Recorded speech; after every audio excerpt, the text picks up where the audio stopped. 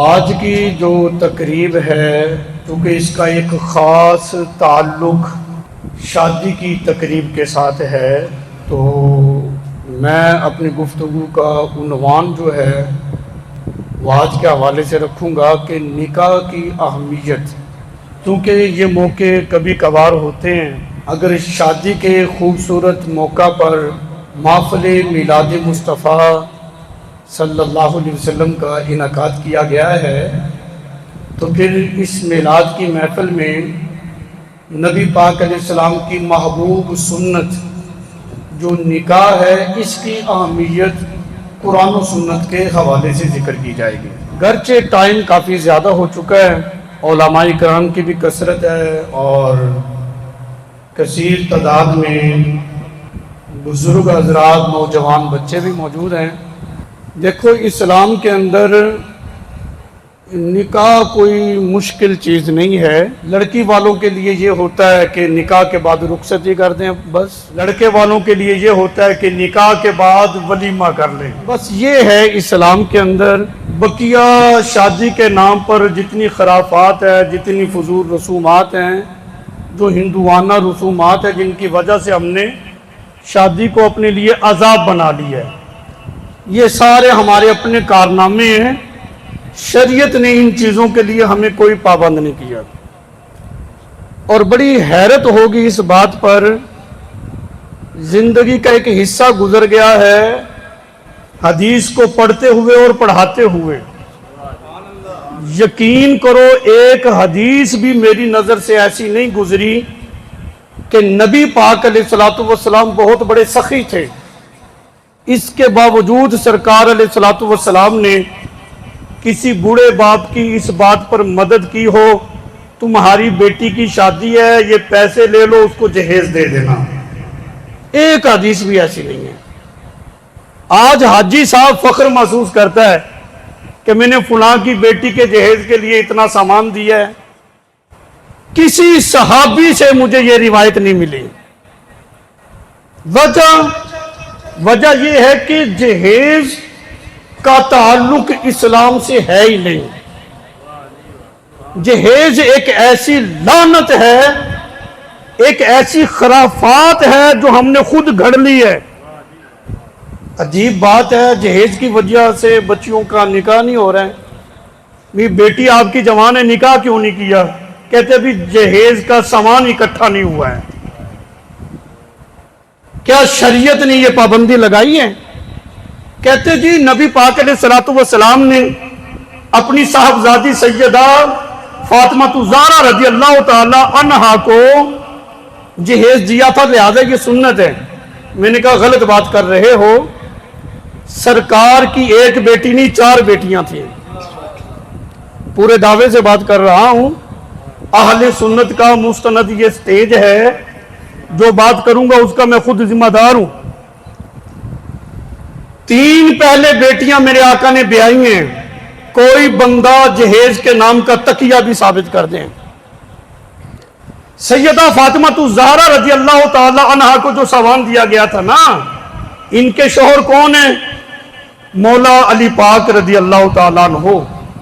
یہ تو شوہر وہ ہیں جن کی کفالت سرکار نے خود کی ہے، ان کو تو خود سرکار نے پالا ہے نا، کفالت کی ہے، یہ ان کو کچھ سامان دے دیا ہے، جہیز کا نام کیوں دے رہے ہو؟ ایک جواب ہو گیا۔ دوسرا جواب یہ ہے، روایات میں آتا ہے کہ مولا علی پاک رضی اللہ تعالی عنہ کی زیرہ تھی، سرکار نے فرمایا اس کو فروخت کر دو۔ وہ خرید بھی حضرت عثمان غنی رضی اللہ تعالیٰ عنہ نے لی تھی، خرید کر پیسے دے دیے تھے، پھر وہ زیرہ بھی دوبارہ تحفے میں عطا کر دی تھی۔ اس زیرہ کے جو پیسے تھے اس سے یہ سامان لیا گیا تھا، اور یہ وہی سامان تھا جو مولا علی پاک کی زیرہ کے پیسوں سے خریدا گیا تھا، جو سیدہ فاطمہ الزہرا کو عطا کیا گیا ہے۔ تو یہ بات تو نہ کریں جہیز والی۔ اور علماء کرام نے یہ لکھا ہے کہ تم اس کو سنت کہہ رکھے ہو، اگر یہ سنت ہی ہوتا جہیز دینا تو سرکار نے پہلی 3 بیٹیوں کو کیوں نہیں عطا فرمایا؟ اگر ایسی بات ہے تو کسی کی 4 بیٹیاں ہوں तीन को ऐसे ब्याह दे और चौथी को सामान दे, ऐसे कोई करता है? ऐसा नहीं है। बहुत तफसील है इसके अंदर, अब इतना वक्त नहीं है कि वो बारीकियां मैं आपके सामने रखूं। मैं बात को आगे बढ़ा देता हूं। जहेज सुन्नत नहीं। अगर बिल फर्ज लोगों की बात मान ही ली जाए, और जी रसूलुल्लाह सल्लल्लाहु अलैहि वसल्लम ने अपनी साहबजादी को सामान दिया है, मैंने कहा सरकार की हैसियत बाप होने के एतबार से भी है, नबी पाक अलैहिस्सलातु वस्सलाम की एक हैसियत उम्मत के सामने शोहर होने के एतबार से भी है। सरकार ने कितने निकाह फरमाए हैं? मशहूर है 11, और भी 11 अजवाज सरकार की उस वक्त मौजूद थी, आपके निकाह में थी जब सरकार का विसाल हुआ है। आपके विसाल से पहले कुछ अजवाज आपकी इंतकाल भी कर गई थी। हजरत खदीजातुल कुबरा 14 की भी रिवायत आती है, 28 की भी आती है। यानी सरकार अलैहिस्सलातु वस्सलाम ने कसीर निकाह फरमाए हैं। पूरे वसूख से, पूरे दावे से बात कर रहा हूं। सरकार की एक हैसियत उम्मत के सामने शोहर होने के एतबार से भी है। मेरे आका अलैहिस्सलातु वस्सलाम ने किसी जोजा से जहेज के नाम का एक तकिया भी नहीं दिया है। तो फिर शोहर होने के एतबार से सरकार की सुन्नत यह हुई कि मेरे आका ने जहेज के नाम पर एक छापी भी किसी जोजा मोहतरमा से नहीं ली है। इसका मतलब यह है कि शरीयत में जहेज का कोई ताल्लुक नहीं है, कोई कॉन्सेप्ट नहीं है। यह एक लानत है जो हमारे मुआशरे में खुद हमने अपने ऊपर मुसल्लत की हुई है। हिंदुआना रसूमात हैं, लोगों के सामने ऐਵੇਂ गिड़गिड़ाने की कोई जरूरत नहीं। जितना अल्लाह ने दिया उस पर सब्र करो, बिस्मिल्लाह शरीफ पढ़ो, कोई नेक रिश्ता देखकर अपनी बच्ची को रुखसत कर दो बस। सरकार से बढ़कर कोई शफीक बाप है कायनात में? बोलो यार। रिवायती बातें करने का मिजाज में नहीं रखता। चूंकि इस प्रोग्राम का जो एक खास ताल्लुक है उस हवाले से आप कोशिश करें, मैं समझाने की कोशिश करूंगा। मोहब्बत से जरा सुभान अल्लाह कहिएगा जी।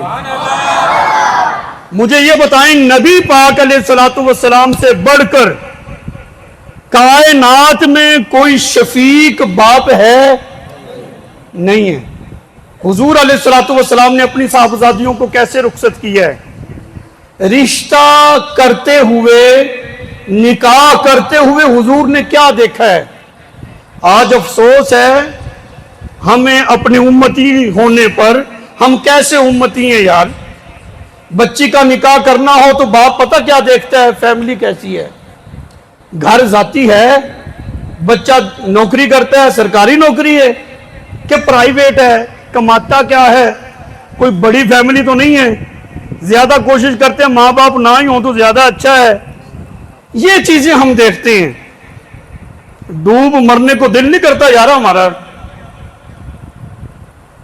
कोई ऐसा बाप है, इल्ला माशाल्लाह नेक लोग भी बहुत होते हैं, कोई ऐसा है जो बेटी का निकाह करते हुए ये देखे कि जिसके निकाह में मैं अपनी बेटी दे रहा हूं, शक्लो सूरत के साथ उसमें अक्ल कितनी है? ये फुकदान है हमारे लोगों में। निकाह से पहले शक्ल देखते हैं, फिर सारी जिंदगी उसकी अक्ल देखते रहते हैं। ਇਹਦੇ ਚ अकल कोई नहीं, इन्हें ये करना सी, वो भी ये अकल पहले देखनी थी ना। सूरत तो इसके पास अब भी है। देखने वाली चीज क्या होती है? निकाह करने से पहले देखो लड़का नेक है, कुरान पढ़ता है, 5 वक्त का नमाजी है, मुत्तकी परहेजगार है। ये चीजें तो हम देखते ही नहीं। नमाज पढ़ता है नहीं पढ़ता, इससे सरोकार ही कोई नहीं, कोई भी चेक नहीं करता। दीन का इल्म कितना जानता है नहीं देखते। वालिदैन का तो वो एहतराम करता है, इससे कोई सरोकार नहीं है। कमाता क्या है, घर जाती है, गाड़ी है, ये चीजें देखते हैं। लेकिन मेरे आका अलैहिस्सलातु वस्सलाम ने सबसे लाडली साहबजादी सैयदा फातिमा ज़हरा जिसके निकाह में दी थी, उसको मौला अली पाक रज़ियल्लाहु ताला अन्हु कहती है। सरकार ने कितने बंगले देखे, कितना रुपया पैसा देखा, کون سا گھر دیکھا میرے آقا علیہ السلام نے؟ صرف تقوی اور پرہیزگاری دیکھی تھی. دیکھا تقوی کا نور بہت ہے، اپنی صاحبزادی علی کے نکاح میں دے دی ہے. آج ہمارا مزاج ہے، آج تو یہ ایک مقولہ بن گیا، داڑھی نہ رکھ، تو نے داڑھی رکھ لی تیری تو شادی نہیں ہوگی. مطلب یہ ہے کہ ہم دینداری کو ترجیح دیتے ہی نہیں. ہمارا یہ مزاج ہی نہیں ہے کہ ہم دین کو پسند کریں، دیندار لوگوں کو پسند کریں. لڑکا کہتا ہے یار میری بیوی کیا کرتی ہے، نماز روزے سے بڑھ کر اس کے پاس کچھ بھی نہیں ہے، اور اسے کہا اللہ کے بندے سب کچھ یہی ہے. اگر وہ اپنا سر اللہ کی بارگاہ میں جھکا رہی ہے تو پھر تجھے اور کیا چاہیے؟ تو لہٰذا بیٹے کا نکاح کرتے ہوئے بھی دینداری دیکھنی چاہیے. یہ میں اپنی طرف سے بات نہیں کر رہا، کریم آقا علیہ الصلوۃ والسلام کا فرمان ہے. میرے آقا نے فرمایا، صحاح کی حدیث ہے، 4 وجوہ سے نکاح کیا جاتا ہے. خاندان دیکھا جاتا ہے نکاح کرتے ہوئے، بچی کا حسن دیکھا جاتا ہے، مال و دولت دیکھا جاتا ہے، دینداری دیکھی جاتی ہے. میرے آقا علیہ السلام نے یہ 4 صورتیں حدیث میں ذکر کی، پھر فرمایا کامیاب وہ شخص ہے جو دینداری کو ترجیح دیتا ہے. کہ جس گھر میں دین دیکھے، دینداری کو ترجیح دے اور دیندار خاتون سے نکاح کرے. تو مطلب یہ ہے اگر کوئی شخص کسی دیندار خاتون سے نکاح کرتا ہے، وہ ہاتھ کھڑا کر کے کہہ سکتا ہے کہ یہ نکاح میں نے اپنے نبی کے مشورے پر کیا ہے، کہ حضور نے فرمایا کہ دینداری کو ترجیح دو، کامیابی اس میں ہے. تو دیندار خاتون جس گھر میں ہوتی ہے نا، کہتے ہیں نا کہ ایک عورت کو پڑھا دیا جائے سمجھو پورا خاندان پڑھا دیا. اگر عورت دیندار ہوگی تو مطلب کیا ہے، سارا خاندان ہی دیندار ہو جائے گا. یہ چیزیں غور و فکر کرنے والی ہیں. اگر کوئی خرافات ہو، کسی سے کہا جائے بھی یہ تم کیوں کر رہے ہو، شریعت دین اللہ رسول اس چیز کی اجازت نہیں دیتے، تم لوگ یہ کیوں کرتے ہو؟ کہتے یار گھر والے مانتے ہی کوئی نہیں. ہر ایک کے پاس یہی جواب ہوتا ہے نا، کیا کریں گھر والے نہیں مانتے. میں نے کہا گھر والے نہیں مانتے اس کا کیا مطلب ہے؟ اللہ تو قرآن میں فرما رہا ہے الرجال قوامون علی النساء، رب نے مردوں کو عورتوں پر حاکم بنایا ہے. حاکم رب نے تجھے بنایا ہے اور تو یہ ہیلا پیش کر رہا ہے کہ گھر والے نہیں مانتے. کیا مطلب ہے اس کے؟ اور یہ بات ذہن میں رکھنا، گھر جو ہوتا ہے نا، گھر معاشرے کی اصلاح اور معاشرے کے بگاڑ کا پہلا یونٹ ہے. اگر گھر میں اصلاح ہوگی تو معاشرے کی بھی اصلاح ہو جائے گی. اگر گھر میں کسی قسم کی خرابی ہوگی تو معاشرہ بھی بگڑ جائے گا، پھر اس کی اصلاح نہیں ہو سکتی. اگر معاشرے کو اچھا اور بہتر کرنا چاہتے ہو تو پھر گھر کو پہلے بہتر کرو. اللہ اکبر. حدیث پاک ہے کہ قیامت کے دن بیوی سے فقط اس کی ذات کے بارے میں پوچھا جائے گا، اولاد سے فقط انہی کی ذات کے بارے میں پوچھا جائے گا. جو لوگ کہتے ہیں نا گھر والے نہیں مانتے کیا کریں، ان سے کہو سنو، قیامت کے دن رب بیوی سے فقط بیوی کے بارے میں پوچھے گا، اولاد سے فقط اولاد کی ذات کے بارے میں سوال کیا جائے گا. جو گھر کا سربراہ ہے نا شوہر، اس سے اس کی ذات کے بارے میں بھی سوال ہوگا، اس کی بیوی کے بارے میں بھی سوال ہوگا، اس کی اولاد کے بارے میں بھی اس سے پوچھا جائے گا. جب قیامت کے دن اللہ کی بارگاہ میں وہ اپنی بیوی کا جواب دے ہے، اپنی اولاد کا جواب دے ہے، تو آج دنیا میں اپنے گھر والوں کو، بیوی کو، بچوں کو ایسے کام کی اجازت ہرگز نہ دے جو اللہ اور اس کے رسول کی ناراضگی کا سبب بنتے ہیں. اور اس بات میں غور کریں، نکاح جو ہے یہ انسان کی ضرورت بھی ہے اور بہت بڑی عبادت بھی ہے. نکاح عبادت ہے، یہ کوئی عام رسم نہیں ہے. ہم لوگوں نے نکاح کو ایک رسم سمجھا ہوا ہے، بھی ایک رسم ہے اور اس کو رسم کے طور پر ہم منائیں گے. جو ہمارا دل چاہے گا اس کے اندر ہم اضافے کریں گے، ایسا ہرگز نہیں ہو سکتا۔ جب نکاح عبادت ہے تو عبادت کو عبادت کے طریقے پر کیا جائے گا۔ فضول قسم کی رسومات جو ہندوانہ رسومات ہیں، وہ رسومات جو اللہ اور اس کے رسول کی ناراضگی کا سبب بنتی ہیں، ایسی رسومات ہم نکاح کے اندر داخل نہیں کر سکتے۔ نکاح کو نکاح کے طریقے سے ہی کیا جائے گا۔ یہاں پر ویسے گاؤں کے لوگوں میں یہ ایک ذہن ہوتا ہے بھی جس کا نکاح نہ ہو، جس کی شادی نہ ہو، اس کے پیچھے کہتے نماز نہیں ہوتی۔ ایسا ہرگز نہیں ہے۔ ہاں اتنا ضرور ہے کہ جو شادی شدہ ہوتا ہے اس کی عبادات کا ثواب بڑھا دیا جاتا ہے۔ بعض روایات میں 42، بعض میں 70% تک نکاح کی وجہ سے اس کی عبادات جو ہیں اس کا ثواب بڑھ جاتا ہے۔ ایسا ہرگز نہیں ہے کہ جس کا نکاح نہیں ہے اس کے پیچھے نماز نہیں ہے، نماز ہو جاتی ہے، اس کی اپنی بھی ہوتی ہے، پیچھے پڑھنے والوں کی بھی ہوتی ہے۔ دنیا میں انسان کا جو سب سے پہلا رشتہ ہے، یہ بات بڑی قابل توجہ ہے، دنیا میں انسان کا جو سب سے پہلا رشتہ ہے وہ ماں باپ کا نہیں ہے، وہ بہن بھائیوں والا نہیں ہے، بلکہ دنیا میں انسان کا سب سے پہلا جو رشتہ ہے وہ میاں بیوی کا رشتہ ہے۔ حضرت آدم علیہ السلام کا جب آپ دنیا پہ تشریف لائیں، جو پہلا رشتہ قائم ہوا ہے حضرت حوا سلام اللہ علیہا کے ساتھ، وہ بہن بھائیوں والا نہیں تھا، ماں باپ والا بھی نہیں تھا، بلکہ وہ رشتہ میاں بیوی والا تھا۔ تو نکاح ایک ایسی عظیم عبادت ہے کہ اس کائنات کی جو شروعات ہو رہی ہیں، اس کائنات کی جو ابتدا ہو رہی ہے، دنیا میں جو سب سے پہلا رشتہ وجود میں آیا ہے اس رشتے کا نام میاں بیوی والا رشتہ ہے۔ نکاح کے کچھ مقاصد ہوتے ہیں، ہر کام کا کوئی نہ کوئی مقصد ہوتا ہے، کوئی نہ کوئی غرض ہوتی ہے، پھر وہ کام کیا جاتا ہے۔ بغیر مقصد کے کوئی کام بھی کوئی بھی نہیں کرتا، کوئی مقصد ہو تو کیا جاتا ہے نا۔ نکاح کا پہلا مقصد گناہوں سے بچنا ہے، تقوی اختیار کرنا ہے، کہ نکاح کے بعد مرد اپنی بیوی کی وجہ سے گناہوں سے بچے اور بیوی جو ہے وہ اپنے شوہر کی وجہ سے گناہوں سے محفوظ رہے۔ یہ نکاح کا پہلا مقصد ہے۔ اور یہ کب ممکن ہوگا کہ نکاح کے بعد شوہر کی کامل توجہ اپنی زوجہ میں رہے، اپنی بیوی میں رہے، اس کی نظر کسی غیر محرم عورت کی طرف نہیں جانی چاہیے، اور عورت کی مکمل توجہ جو ہے اپنے شوہر کی طرف رہے۔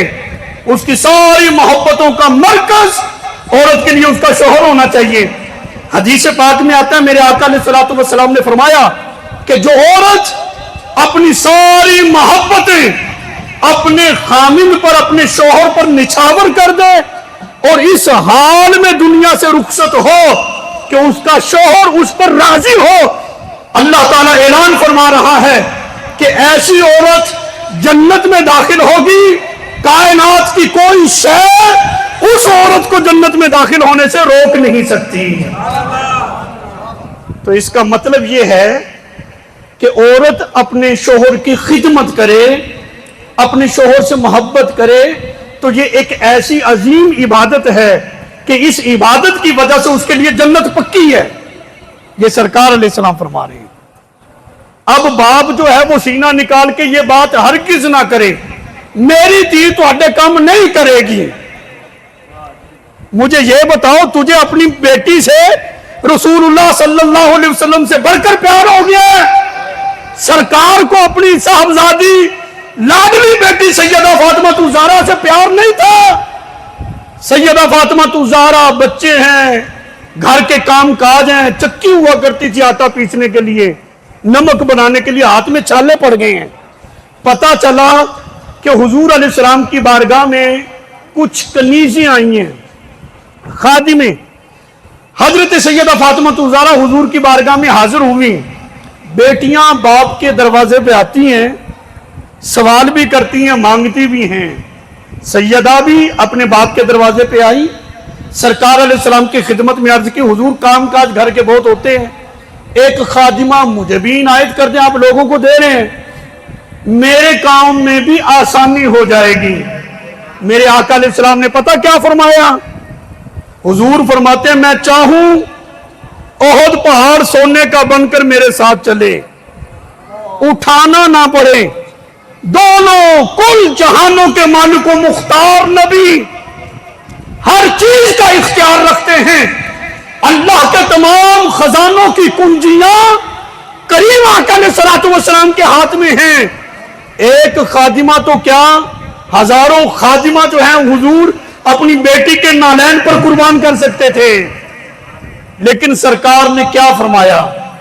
فرمایا بیٹی تمہیں میں ایک وظیفہ بتاتا ہوں, جب کام کاج کر کر تھک جاؤ تو یہ وظیفہ کرنا, تمہیں راحت مل جایا کرے گی. اس کو کہتے تسبیح فاطمہ, کہ تم یہ پڑھا کرو تمہاری تھکاوٹ اتر جائے گی. کوئی خادمہ عطا نہیں فرمائی, بیٹی ہے اور اس نبی کی بارگاہ میں جو مالک و مختار نبی ہے. خادمہ کیوں نہیں دی؟ حضور دیتے تو دے سکتے تھے, وظیفہ بھی دے دیتے اور خادمہ بھی دے دیتے, کوئی کمی تھی؟ نہیں عطا فرمائی. کیوں؟ سرکار نے اپنی امت کو ایک پیغام اور میسج دیا, فرمایا کہ بیٹی میں یہ پسند کرتا ہوں کہ میری بیٹی اپنے ہاتھوں سے اپنے شوہر کی خدمت کرے. جس کو سمجھ آئی ہے وہ سبحان اللہ کہہ لے. خادمہ عطا نہیں کی, فرمایا بیٹی میں یہ پسند کرتا ہوں کہ میری بیٹی جو ہے وہ اپنے ہاتھوں سے اپنے شوہر کی خدمت کرے. مجھے یہ بتاؤ رسول اللہ صلی اللہ علیہ وسلم سے بڑھ کر بیٹیوں سے پیار کرنے والا کون ہے؟ جس نبی کے صدقے بیٹیوں کو عزتیں ملی ہیں. سرکار کی تشریف آوری سے پہلے باپ اپنے ہاتھوں سے زندہ بچیوں کو زمین میں دفن کر دیا کرتے تھے. بچیوں کو تو عزتیں حضور کی وجہ سے ملی ہیں. میرے آقا علیہ الصلوۃ والسلام نے پسند یہ کیا اپنی بیٹی کے لیے کہ اپنے ہاتھوں سے خدمت کرے. تو میں کیا چیز ہے یار, ہمیں کوئی زیادہ پیار ہو گیا اپنی بیٹیوں سے. ہمارے پاکستان میں, ہمارے معاشرے میں جو طلاق کی ریشو بڑھ رہی ہے اس کا اکثر سبب یہ ہوتی ہے میری دھی کام نہیں کرے گی.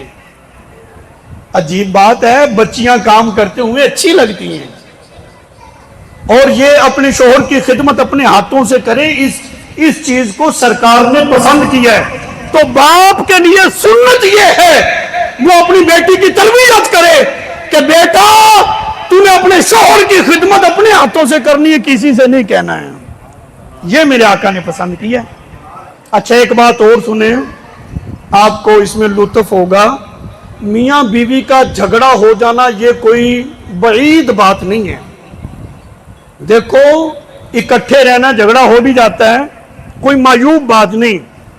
مولا علی پاک رضی اللہ تعالیٰ عنہ اور سیدہ فاطمہ الزہرا رضی اللہ تعالیٰ عنہ کے درمیان جھگڑا ہو گیا. سرکار علیہ الصلوۃ والسلام اپنی صاحبزادی کے گھر میں تشریف لائے.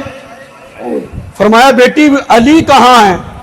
عرض کی جو وہ کچھ مسئلہ ہو گیا, بات ہو گئی تھی, وہ مسجد میں تشریف لے گئے ہیں. سرکار علیہ الصلوۃ والسلام اشارہ کریں, صحابہ اپنی گردنیں پیش کر دیتے ہیں. حضور کے ایک اشارے پر صحابہ اکرام اپنی جانیں پلیٹ میں رکھ کر حضور کی خدمت میں پیش کر دیتے تھے. سرکار چاہتے تو کسی صحابی سے کہتے جاؤ علی کو بلا کر لاؤ, کون ہوتا ہے میری بیٹی سے لڑنے والا. انداز اپنا سکتے تھے نا, لیکن نہیں, کسی صحابی سے نہیں کہا علی کو بلا کر لاؤ. جہاں بیٹی دی جاتی ہے پھر عزت بھی دی جاتی ہے. یہ کیا ہوا, بیٹی دے دی اور عزت تم دے نہیں رہے. دیکھو نا, جب بیٹی دے دی تو سب کچھ دے دیا ہے نا. سرکار علیہ الصلوۃ والسلام خود تشریف لے گئے. محبوب خدا ہیں، انبیاء سارے 1,24,000 قوم و بیچ انبیاء اکرام سارے جمع کر لیے جائیں، ان کے کمالات کو جمع کر لیے جائیں، سرکار کی برابری تو کیا حضور کے مقامات کے قریب تر بھی نہیں ہے۔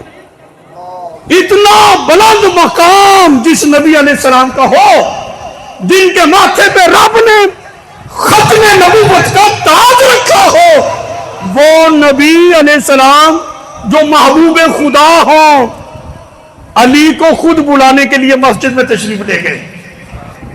جب پہنچے تو دیکھا مولا علی پاک رضی اللہ تعالی عنہ زمین، مسجد نبوی شریف کا کچا فرش ہے، زمین پر لیٹے ہوئے ہیں، زمین پر۔ فرمایا علی اٹھو، کم یا ابا تراب، اے مٹی کے باپ۔ وہ خوش ہو کر پیار سے کہا۔ مولا علی پاک فرماتے تھے اب میرا دل کرتا ہے مجھے سارے ابو تراب ہی کہا کریں۔ فرمایا اٹھو، وہ اٹھے، ان کو لے کر اپنے گھر آئے۔ دیکھو نا، میاں بیوی کے درمیان جھگڑا ہو جائے، گھر کے جو بڑے ہوتے ہیں ان کو انداز کیا اپنانا چاہیے اور سنت طریقہ کیا ہے، میرے آقا علیہ الصلوۃ والسلام کی اس حوالے سے تعلیمات کیا ہیں۔ میرے آقا علیہ السلام نے مولا علی پاک کو لیا، گھر میں تشریف لائے، سرکار آ کر درمیان میں لیٹ گئے، اپنی بیٹی کا ہاتھ لیا، اپنے سینے پہ رکھا، مولا علی پاک کا ہاتھ پکڑا، اپنے سینے پہ رکھا، اوپر سرکار نے اپنا ہاتھ رکھ دیا، فرمایا بچوں کہہ دو ہماری صلح ہو گئی ہے۔ کتنا خوبصورت انداز ہے۔ جو باپ بیٹی کے گھر میں جا کر کہتا نا تیے دس تیرے شور نے تینوں کی آکھیا ہے، جو اس انداز میں جاتا ہے نا وہ صلح نہیں کرواتا، مزید کام بگاڑ کے آ جاتا ہے۔ یہ نہیں پوچھنا چاہیے کہ کیا کہا، ہوا کیا تھا، زیادتی کس کی ہے، نہیں، جو کہو بچوں میں آ گیا ہوں، میرے سفید بالوں کا حیا کرو، میرے آنے کی وجہ سے کہہ دو ہماری صلح ہو گئی ہے۔ یہ انداز، کریمانہ انداز میرے آقا علیہ الصلوۃ والسلام کا تھا، اور اس طرح حضور نے تربیت فرمائی ہے۔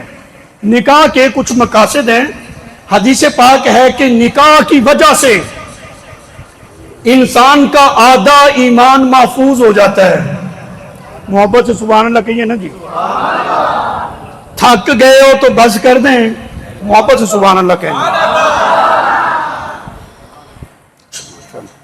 نکاح کی وجہ سے آدھا ایمان محفوظ ہو جاتا ہے، اور جو دوسرا آدھا ہے اس کے لیے بندہ اپنے رب سے ڈرتا رہے۔ یعنی نکاح کے بعد بھی انسان کو محتاط رہنا چاہیے، اس کو خواتین کی خلوت اختیار نہیں کرنی چاہیے، خواتین میں نہیں جانا چاہیے، اپنی زوجہ کے پاس جائے، تنہائی کسی غیر عورت سے نہیں اختیار کرنی چاہیے۔ ایمان محفوظ آدھا ہوا ہے، دیگر آدھے کے لیے اپنے رب سے ڈرتا رہے۔ یہ بھی ساتھ کہا گیا ہے۔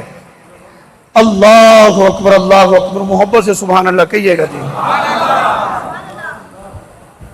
بہت ساری غلط فہمیاں ہوتی ہیں۔ نکاح کا ایک مقصد ہے سکون کا حاصل کرنا، کہ نکاح کے بعد شوہر اپنی بیوی سے راحت سکون حاصل کرے، عورت اپنے شوہر سے سکون حاصل کرے۔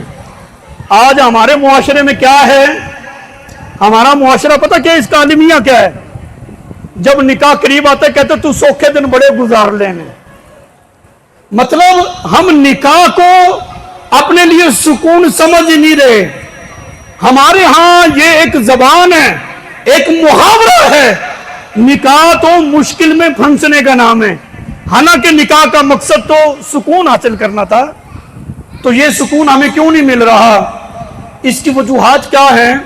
میں ایک مثال آپ کو دوں تو انشاءاللہ بہت ساری غلط فہمیاں ہوتی ہیں، ہو سکتا ہے ہماری بھی غلط فہمیاں اس طرح دور ہو جائیں۔ ایک آدمی ڈاکٹر کے پاس، حکیم کے پاس چلا گیا۔ آپ توجہ ادھر رکھیں گے جی، محبت سے سبحان اللہ کہیں جی۔ میرے خیال میں آپ لوگوں کا اس طرح کا مزاج ہے نہیں، جیسی گفتگو شروع ہو گئی ہے، لیکن اس طرح کی باتیں خاص موقعوں پر ہی ہوتی ہیں تو آپ محبت سے سماعت کریں انشاءاللہ. بس میں ختم کر دیتا ہوں, محبت سے سبحان اللہ کہہ رہا. ایک آدمی ڈاکٹر اور حکیم کے پاس چلا گیا, کہنے لگا کہ میں اپنی بیوی کو, اپنی زوجہ کو بلاتا رہتا ہوں, اسے کام کہتا رہتا ہوں, بولتا رہتا ہوں, وہ سنتی نہیں, وہ جواب ہی نہیں دیتی. وہ حکیم بڑا سمجھدار تھا, اس نے کہا کہ بھی علاج سے پہلے یہ لیول چیک کر لیں کہ اس کے کم سننے کا لیول کیا ہے, اس کا ٹیسٹ کرنا ضروری ہے. کہتا کیا کروں؟ انہوں نے کہا گھر میں جا کر اپنی زوجہ کو گھر کے ایسے زاویے, ایسی جگہ سے پکار جو دور ہے, اگر وہ سن لے تو اچھا ہے, نہیں سنتی پھر ذرا قریب جا کر بلانا, نہیں سنتی پھر اور قریب جا کے بلانا, نہیں سنتی اور قریب جا کے بلانا, تاکہ پتہ تو چلے کم سننے کا اس کا لیول کیا ہے. وہ گھر پہ گیا, گھر کے ایک زاویے سے اس نے اپنی بیوی کو بلایا, گھر میں کیا پکا ہے, کھانے میں کیا بنا ہے, اس کو جواب نہیں ملا. پھر وہ تھوڑا اور قریب چلا گیا, تھوڑا قریب ہو کر پھر اس نے پکارا گھر میں کیا بنا ہے, جواب اس کو نہیں ملا. پھر تھوڑا اور قریب چلا گیا, پھر اور قریب چلا گیا, پاس جا کر کہنے لگا گھر میں کیا بنا ہے. بیوی نے کہا 3 مرتبہ پہلے میں نے بتا دیا ہے, آلو قیمہ بنا ہے, تجھے سنتا نہیں ہے. مطلب کیا ہے, اس کا شکوہ یہ تھا کہ اس کو نہیں سنتا, حقیقت یہ تھی کہ اس کو خود کو نہیں سنتا تھا. وہ تو ہر مرتبہ جواب دے رہی تھی نا. بسا اوقات ایسی غلط فہمیاں ہوتی ہیں, غلطی ہماری ہوتی ہے, ہم ڈال کسی اور پر رہے ہوتے ہیں. تو اگر ان چیزوں کو ہم خود ہی سمجھ لیں تو میرے خیال میں اتنے معاملات خراب نہیں ہو سکتے.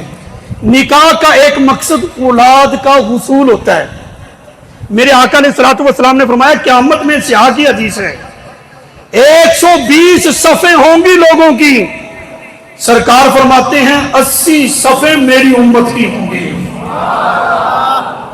یعنی قیامت کے دن نبی پاک علیہ الصلوۃ والسلام اپنی امت کی کثرت پہ فخر فرمائیں گے.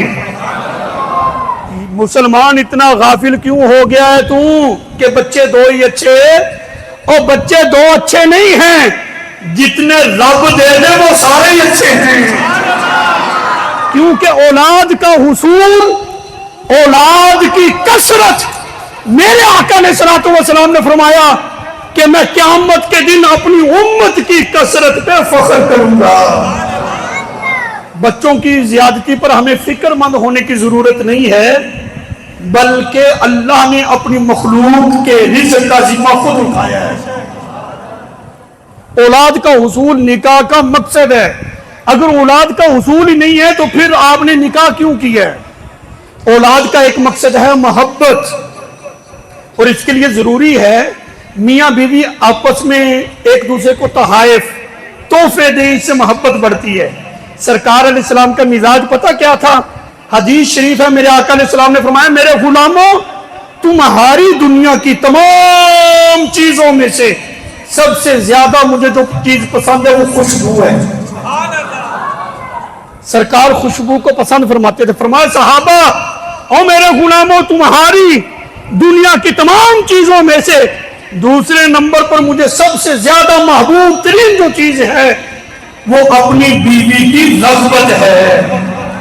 تو مطلب یہ ہے کہ شوہر اپنی بیوی کی رغبت رکھتا ہے, اس سے محبت کرتا ہے, تو یہ کوئی غلط چیز نہیں ہے بلکہ کریم آقا کی محبوب سنت ہے. تیسرے نمبر پر میرے آقا نے فرمایا میرے غلاموں تمہاری دنیا کی تمام چیزوں میں سے تیسرے نمبر پر مجھے نماز سے محبت ہے, نماز میری آنکھوں کی ٹھنڈک ہے. حدیث پاک میں آتا ہے سرکار تشریف لائے, آپ کی زوجہ محترمہ ام المومنین صدیق باپ کی صدیقہ بیٹی حضرت عائشہ صدیقہ رضی اللہ تعالیٰ عنہ پیالے میں پانی پی رہی ہیں. سرکار نے فرمایا عائشہ رکو, میرے لیے بھی پانی رکھنا. انہوں نے فوراً ہٹا دیا, حضور حاضر ہے. سرکار نے وہ پیالہ لیا, فرمایا عائشہ بتاؤ تم نے کہاں سے پیا تھا؟ جس جگہ پر عائشہ نے اپنے لب لگائے تھے سرکار علیہ السلام نے اپنے لبہائے مبارک کو انہی جگہ پر رکھ کر پانی کو نوش فرمایا ہے. تو بیوی سے محبت کرنا یہ کوئی معیوب چیز نہیں، بلکہ یہ بھی میرے آقا کی سنت ہے۔ سرکار علیہ السلام نے فرمایا، عائشہ اپنی بیوی سے کہا مسواک مجھے نرم کر کے دو، پتھر سے چھری سے نرم کرنے کا نہیں کہا تھا، فرمایا مسواک کو اپنے دانتوں سے چبا کر نرم کر کے مجھے دو۔ حضرت عائشہ نے اس مسواک کو منہ میں لیا، چبایا، آپ کا لعاب مبارک یعنی بیوی کا تھوک، حضرت عائشہ کا لعاب مسواک میں مکس ہوا، اس کو اچھے سے چبایا، جب نرم ہو گئی حضور کی خدمت میں پیش کی۔ سرکار کو اتنی محبت تھی اپنی زوجہ سے، اس مسواک کو پھر اپنے منہ میں ڈال لیا ہے۔ یہ محبت ہے۔ سرکار جب سفر پہ جاتے اپنی ازواج کو بھی ساتھ لے جایا کرتے تھے۔ حدیث پاک میں آتا ہے سرکار اپنی زوجہ کے ساتھ دوڑ کا مقابلہ بھی کیا کرتے تھے، یعنی خوش طبی اگر شوہر اپنی بیوی کے ساتھ رکھتا ہے، یہ بھی کوئی غیر شرعی چیز نہیں ہے، بلکہ یہ بھی دین کا حصہ ہے۔ میرے آقا نے قرآن پاک میں اللہ تعالیٰ نے بڑا خوبصورت جملہ ارشاد فرمایا، توجہ ہے جی، محبت سے سبحان اللہ کہیں گے۔ علامہ محبوب چشتی صاحب، آپ نے کوئی پابندی لگائی ہے کہ بھی سبحان اللہ نہیں کہنی ہے؟ بھی پابندی آپ لوگوں پہ نہیں ہے، محبت سے سبحان اللہ کہتے ہیں۔ اللہ تعالیٰ سلامت رکھے۔ نکاح کے حوالے سے بہت سارے لوگوں نے بہت کچھ لکھا ہے۔ کسی نے کہا کہ نکاح یہ میاں بیوی گاڑی کے دو پہیے ہیں، دونوں سلامت رہے تو یہ زندگی کی گاڑی چلتی ہے، کسی نے کچھ، لیکن رب نے جو قرآن میں ارشاد فرمایا ہے نا جی، حد ہی کر دی ہے۔ اللہ قرآن میں فرماتا ہے کہ مرد عورت کا لباس ہے اور عورت مرد کا لباس ہے۔ نکاح کے بعد شوہر اپنی بیوی کا لباس ہوتا ہے اور بیوی اپنی شوہر کا لباس ہوتی ہے۔ کیا مطلب ہے اس کا؟ لباس جو ہوتا ہے نا، یہ جسم کو زینت دیتا ہے۔ لباس کے بغیر تو انسانیت نہیں ہے نا، وہ تو حیوانیت ہے۔ کبھی دیکھا کسی جانور نے کپڑے پہنے ہو، 3 پیس سوٹ پہنا ہو؟ دیکھا ہے کسی جانور کو کاٹن کا سوٹ پہنا ہو؟ ایسا نہیں ہوتا۔ لباس جسم کی زینت ہے۔ نکاح کے بعد اللہ کا قرآن فرما رہا ہے، رب کہتا ہے مرد بیوی کا لباس ہے۔ کیا مطلب؟ مطلب یہ ہے کہ نکاح کے بعد عورت کے لیے کائنات میں سے ہر چیز سے بڑھ کر اس کا شوہر اس کے لیے زینت ہوتا ہے۔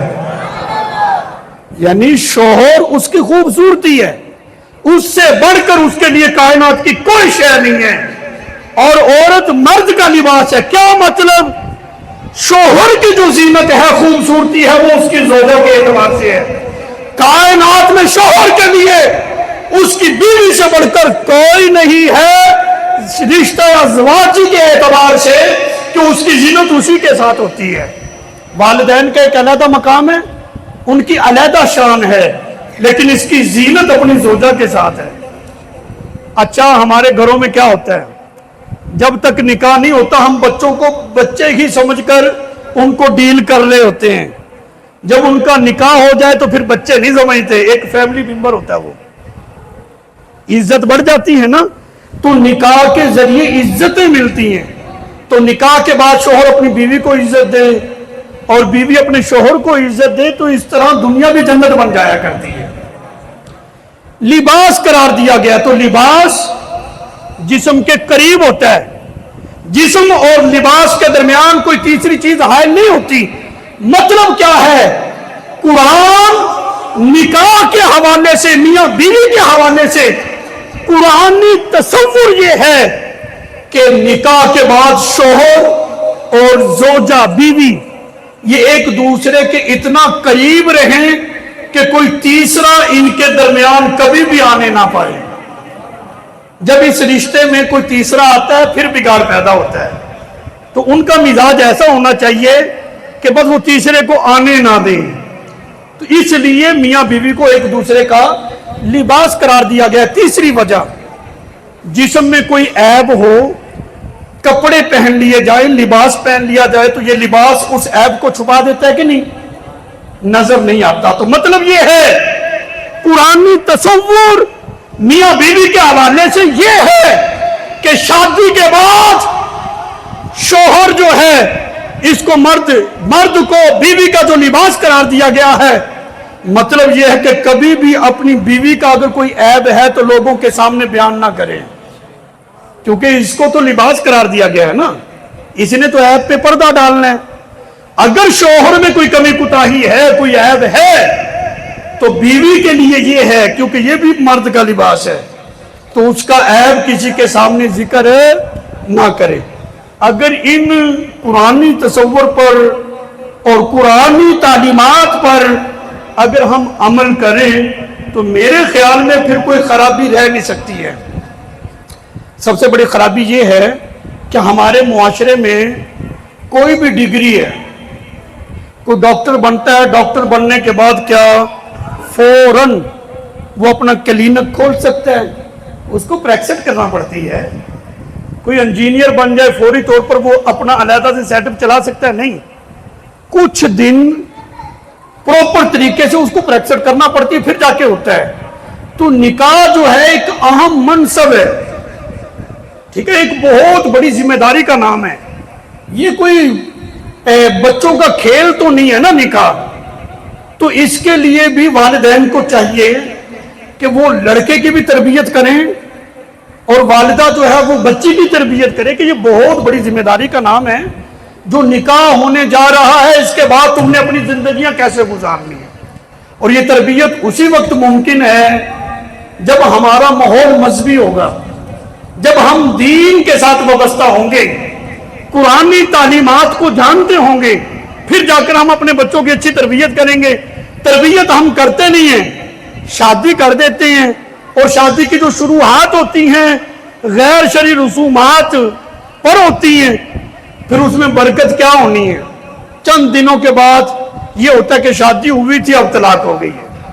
तो इसलिए इस खूबसूरत रिश्ते का जब आगाज हो तो जरूरी है हर वक्त अल्लाह रसूल को याद रखें, लेकिन जब इस तरह की शुरुआत हो तो फिर ज्यादा अल्लाह रसूल का जिक्र करना चाहिए। शोहर को बताया जाए कि बीवी के हुकूक क्या हैं इस्लाम में, बीवी को तालीम दी जाए शोहर के हुकूक क्या हैं, ताकि इनको पता चले और अपनी जिंदगी अच्छे तरीके से गुजार सकें। मैं अब बात को ख़त्म करने लगा हूँ।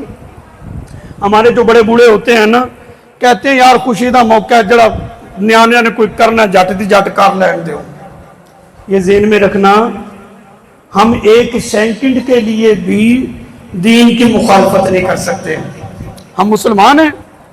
जब हमने ला इलाहा इल्लल्लाह मुहम्मदुर रसूलुल्लाह कलमा पढ़कर इस्लाम में दाखिल हो गए, अब इस्लाम की जो हदें हैं, जो हुदूद हैं, जो क़ियूदात हैं, अब इन्हीं के तहत हमने अपनी जिंदगियों को गुजारना है। हम इस्लाम की हदों को पामाल नहीं कर सकते, ना अपनी खुशी के मौका पर और ना ही गम के मौका पर। एक बहुत बड़ा अलमिया है, घर में मैयत होती है, जनाजा बाद में निकलता है, हमारी जो घर की बच्चियां होती हैं, खवातीन होती हैं, उनके पर्दे का जनाजा पहले ही निकल जाता है। तो इन चीज़ों पे हमने गौर करना है, तवज्जो करनी है। अल्लाह ताला हम सबको कुरान और सुन्नत का फहम अता फरमाए, और बरखुरदार हजरत मौलाना हाफिज पीर चिश्ती साहिब, महबूब अहमद चिश्ती साहिब, अल्लाह ताला इनकी जो नई जिंदगी की शुरुआत होने जा रही है, अल्लाह ताला अपने महबूब अलैहिस्सलातु वस्सलाम के मिलाद का सदका इनकी नई जिंदगी की शुरुआत में बेपने बरकत अता फरमाए, और इस रिश्ते की वजह से अल्लाह ताला दोनों खानदानों में दायमी मोहब्बत अता फरमाए। और जो कुछ मैंने जिक्र किया मुझ समेत हम सब को इस पर अमल की तौफीक अता फरमाए। वमा अलैना इल्लल बलाग।